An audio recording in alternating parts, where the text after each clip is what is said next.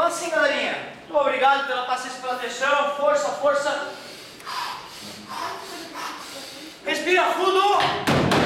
Tá tudo certo, meu querido, tá acabando. Fluke e Tuca, dois animados e inteligentes cachorros de estimação conversam a respeito da previsão de um eclipse. Isso acontece todo dia. Dois cachorrinhos estão olhando o sol e batendo um papo. Vai haver um eclipse hoje, sabia? Bobagem, tu não sabes de nada. Se até o Tales de Mileto podia prever eclipse, por que não eu? Tudo bem, eles estão ali, o dia está ensolarado, tá um batendo um papinho com o outro, e o outro, na verdade, depois, né, pensando no que o outro falou, cachorrinhos inteligentes esses. Página 54 agora, então, começam as questões. 01. Em relação ao fenômeno óptico, analise as sentenças a seguir sobre os valores que correspondem às corretas. 01. Se o eclipse do qual Fluke e Tuca falam é solar, a fase da Lua na ocasião é Lua cheia. Vamos ver? Sol, Terra, Lua nas suas 4 posições marcantes. Sempre a face virada para o Sol está completamente iluminada. Para que o Sol se esconda um minutinho no céu, a Lua tem que ficar perfeitamente alinhada com Terra e Sol, gerando na Terra uma sombra, certo? Pequenininha, que vai varrer a Terra em velocidade supersônica. Só as pessoas abençoadas poderiam ser lambidas por esse momento mágico. Isto é Lua nova. Ou seja, o eclipse lunar, que é quando a Lua fica avermelhada, em função da difração da luz em torno da Terra e consegue atingir a Lua ainda, a Lua de sangue, essa, o eclipse lunar, ocorre em Lua cheia. Beleza? Então, eclipse solar tem que ser Lua nova. Se o eclipse do qual Fluke e Tuca falam é solar, a fase da Lua é cheia. Não. É a questão da 02. A ocorrência dos eclipses deve-se ao fato de que a luz se propaga em linha reta. Sim. Claro. 04. Sempre que um ponto do planeta ocorre um eclipse solar ou lunar, na mesma ocasião ocorrerá eclipse em todos os lugares da Terra. Não, só se for lunar.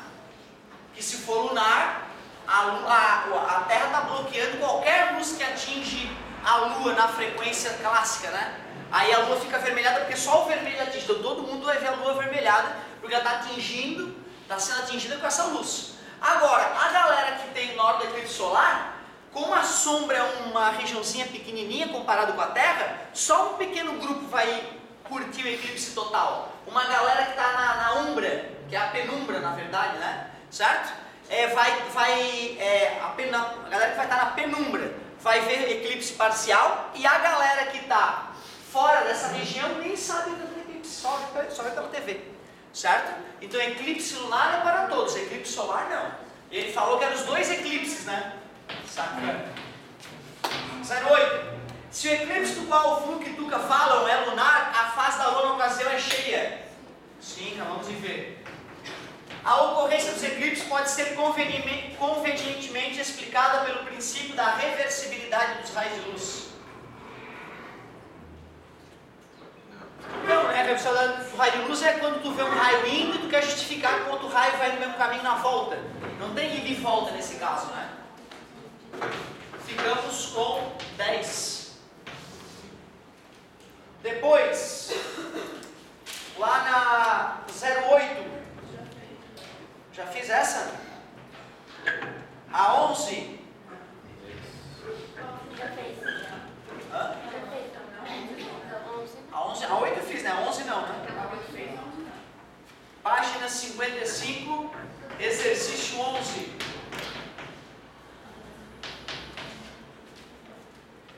Um objeto de 5 centímetros de altura é colocado sobre o eixo principal de um espelho esférico de raio de curvatura 4 metros, perpendicularmente a este espelho e a 3 metros de seu vértice, formando uma imagem que é vista no espelho. seguida, o objeto é afastado do espelho, sempre sobre seu eixo principal, de tal forma que ao final de 1,2 segundos do movimento, sua imagem está a 1,5 metros do espelho, do vértice. Em relação ao exposto, some os valores correspondentes às sentenças corretas. Aí ele pede, o espelho se está decôncavo, o espelho se está deconvexo, no final, onde é que está a imagem, né? Onde é que está o objeto no final daquele momento? Vamos lá. Um objeto 5 centímetros de altura, O igual a 5 centímetros. É colocado sobre o eixo principal de um espelho esférico de raio de curvatura 4. R igual a 4 metros.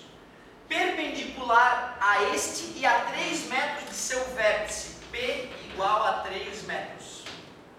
Formando uma imagem que é vista no espelho. O que ele quer dizer com isso? É virtual. A imagem que é vista no espelho, né? Ela está dentro do espelho, ela tem que ser virtual. Se a imagem é vista fora do espelho, ela foi projetada em alguma coisa. Aí ela tem que ser real. Então é virtual. Em seguida, o objeto é afastado do espelho sempre sobre seu eixo principal, de forma que no final de 1,2 segundos do movimento, a sua imagem está a 1,5 metros do vértice. Depois que o objeto foi afastado por 1,2 segundos, a posição final da imagem é 1,5 metros. Concorda comigo? Beleza? Olha, cara, inicialmente eu não tenho como, sem fazer as contas, prever se o espelho côncavo é convexo. Porque espelho convexo gera imagem virtual, mas espelho côncavo também pode gerar imagem virtual. Pelo fato de ele estar deslocando o objeto e continuar, né, ele não falou que a imagem agora saiu para fora do espelho, eu vou considerar que é convexo. E os cálculos vão me mostrar se eu estou certo ou se eu estou errado. Se eu considero o espelho convexo, eu tenho que entender que a distância focal será menos 2. Essa seria a parte perigosa. Beleza? O que ele pediu no começo então? O espelho é côncavo. Eu estou considerando que, já que ele disse que a imagem está dentro do espelho e continuou teoricamente dentro do espelho, se a imagem é sempre virtual, ele é convexo. Mas eu ainda não tenho certeza disso, eu vou fazer contas para conferir isso.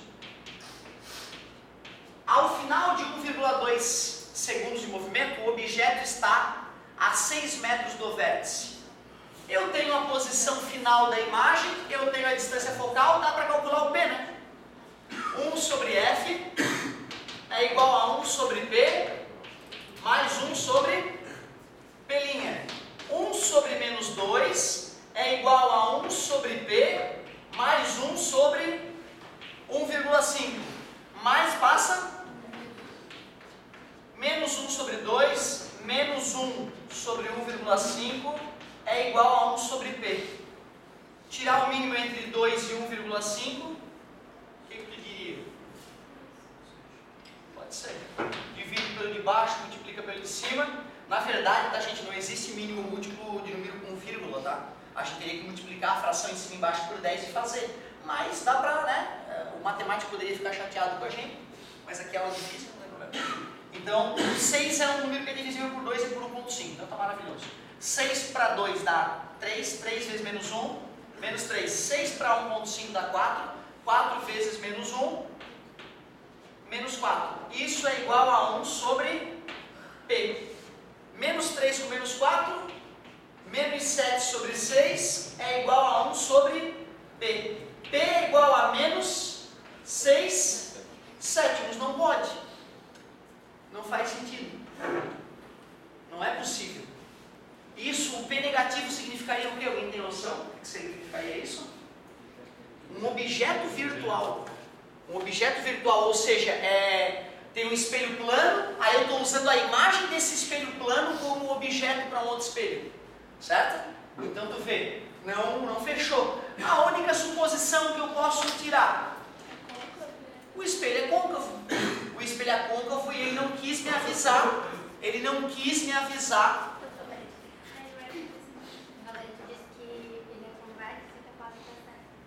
Ao final de 1,2 segundos de movimento, o objeto está a 6 metros do vértice. Eu posso ter cometido algum engano, vamos ver de novo. Ele é convexo, então a distância focal é negativa, tudo bem para vocês? Beleza? Menos 2 ali. Honesto. Quero saber a posição do objeto, não é isso? B. E ele disse que a imagem estaria a 1,5 metros do vértice. Eu não coloquei imagem negativa, eu sou doente, não acabei de falar que é virtual. Obrigado. Menos passa mais, aí vai fechar, ó. Menos 3 mais 4, 1. E invertendo, 6. Tu vê, né, cara? Acabei de falar que a imagem virtual é negativa e não coloquei. 6 metros, confirmou o que ele falou. 0,4, verdade. 0,8. A velocidade de translação do objeto possui módulo de 12 metros por segundo. Onde é que o objeto estava inicialmente? E depois ele passou para onde? O que é velocidade? É distância dividido pelo... Quanto que ele andou? 3 metros ele andou, né? Ele andou 3 metros e 1,2 segundos. Velocidade é igual... Eu faria 30 sobre 12, dividiria por 3, dá 10 quartos. 2,5 metros por segundo. Quanto que ele disse? 12. 16. A velocidade de translação da imagem possui módulo de 20 centímetros por segundo. A imagem foi da onde para onde?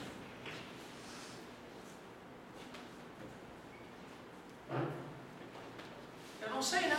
A imagem parou em 1,5. Eu sei de onde é que ela saiu? 1 sobre F é igual a 1 sobre P mais 1 sobre P'. A distância focal nós já sabemos, menos 2. O P é a posição do objeto que inicialmente era 3. Assim eu vou calcular a posição da imagem. Menos meio, menos 1/3 é igual a 1 sobre P'. O mínimo é 6, divido pelo de baixo, divido pelo de cima.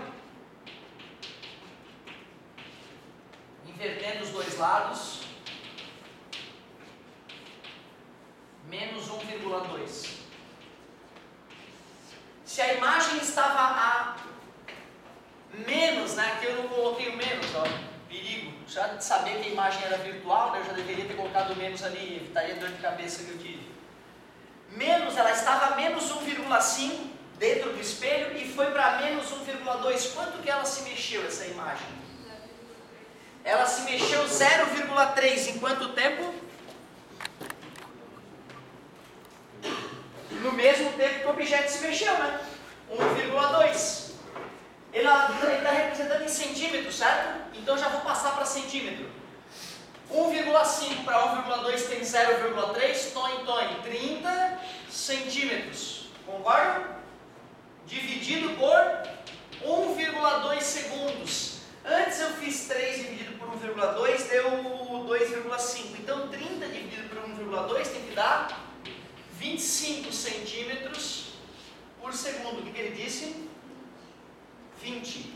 E para finalizar, a imagem formada é inicialmente virtual, tornando-se real após algum tempo de movimento. Quase que eu entrei nessa, ó. Por causa de esquecer o menos da imagem. Quase eu ia entrar nessa. Eu ia entrar nessa se não me corrija.